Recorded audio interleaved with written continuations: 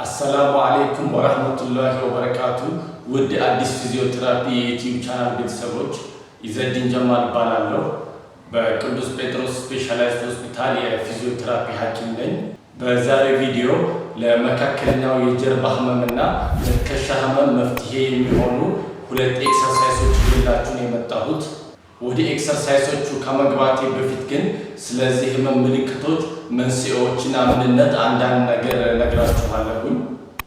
የመካከለኛው የጀርባ ክፍልና የትከሻ ህመም በአንድ ላይ ሊከሰቱ የሚችሉበት ምክንያት ኢስመስ ዶርሲ የተባለው ጀርባችንን ከእጃችን ጋር የሚያያይዘው ጡንቻ በሚታመምበት ጊዜ ነው።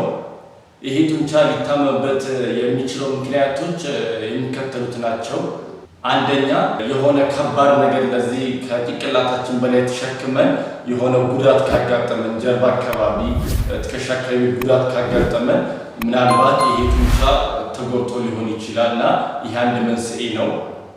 ሁለተኛ ደግሞ የሆነ እንደዚሁ እንዳልኳችሁ ከባድ ነገር ለዚህ በምትጎቱበት ጊዜ ምናልባት ስፖርተኛ ከሆናችሁ የሆነ ስራቸው ጉልበት ስራ ከሆነ ከባድ ነገር የሚገፉ ሰዎች ይሄ ጡንቻ የመጎዳት ፕሮባቢሊቲው ከፍተኛ ነው ማለት ነው።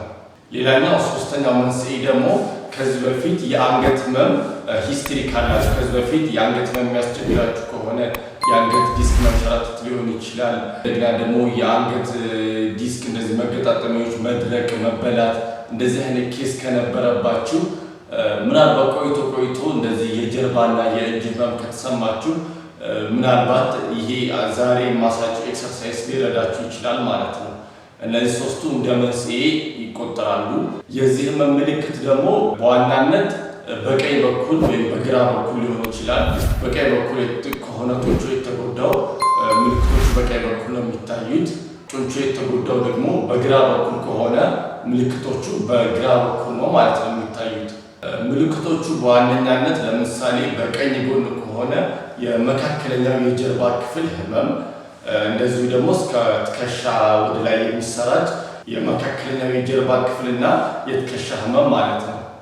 ሁለተኛ ደግሞ ህመሙ ከዚህ ከትከሻ በውስጠኛው የክርናችን ክፍል ወደ እጃችን እንደዚሁ ደግሞ ትንሽ ጣታችንና ቀለበት ጣታችን ድረስ ወደታች ሊሰራጭ ይችላል ማለት ነው። ሌላኛው ደግሞ የዚህ ህመም ምልክት ህመሙ በሚሰማ ቦታ ላይ ያለው ስሜት ብዙ ጊዜ መጠዝጠዝ ወይም በእንግሊዝኛው ኤክ የሚባል አይነት ህመም ነው። የመጠዝጠዝ አይነት ስሜት ነው። ሌላኛው ደግሞ የመጨረሻው ምልክት እነዚህ ታካሚዎች የዚህ አሁን እንደዚህ አይነት ታማሚ ያለባቸው ሰዎች ህመሙን የሚያባብስብህ ወይም ደግሞ ህመሙን ቀለል የሚያደርግልህ ነገር ምንድነው ተብሎ ቢጠየቁ ምንም አይነት መልስ የላቸው። ህመሙን የሚያባብስም የሚያቀልም ነገር የለም። እንደዚሁ ምንም አይነት ፓተርን የሌለው ህመም ነውና እነዚህ አሁን ያልኩት ምልክቶች ካሉባችሁ ከዚህ ነገር ጋር ተመሳሳይ የሆነ ኮንዲሽን ላይ ካላችሁ አሁን ማሳያችሁን ሁለት ኤክሰርሳይዝ ብትሰሩ በቤታችሁ ብቻ አሪፍ መፍትሄ ማግኘት ትችላላችሁ ማለት ነው። ስለዚህ አሁን በቀጥታ ወደ ኤክሰርሳይሶቹ እንሄዳለን።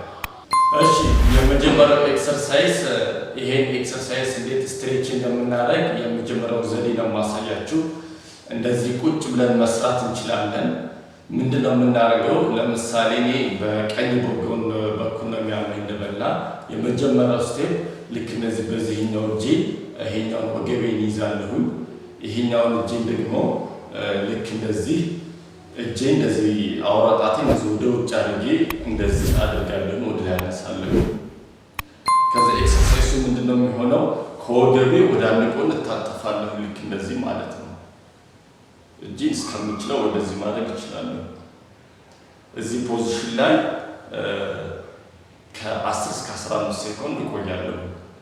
1 2 3 4 5 6 7 8 9 በዚህኛው በኩል መስራት ካስፈለገኝ እንደዚሁ መስራት እችላለሁ።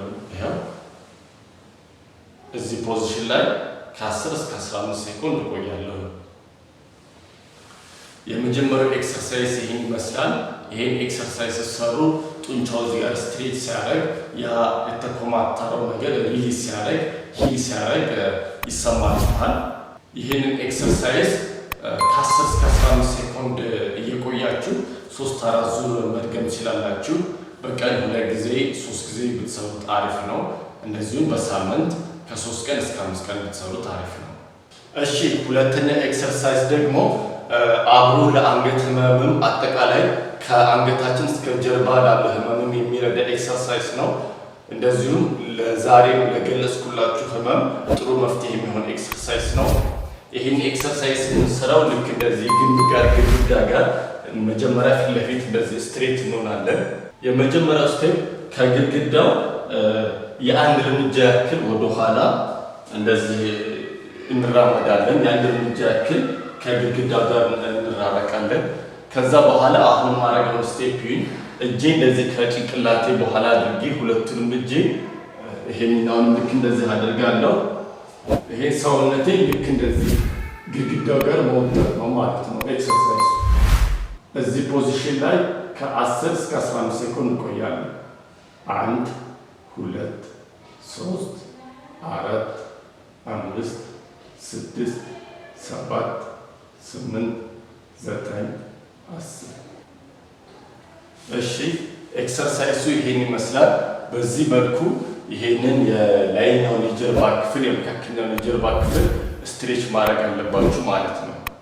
እሺ ውድ አዲስ ፊዚዮቴራፒ ዩቲዩብ ቻናል ቤተሰቦች ለዛሬ ይዤላችሁ የመጣሁት ቪዲዮ ይሄን ይመስል ነበር። ቪዲዮውን ከወደዳችሁት ላይክ ማድረጋችሁን እንዳትዘነጉ።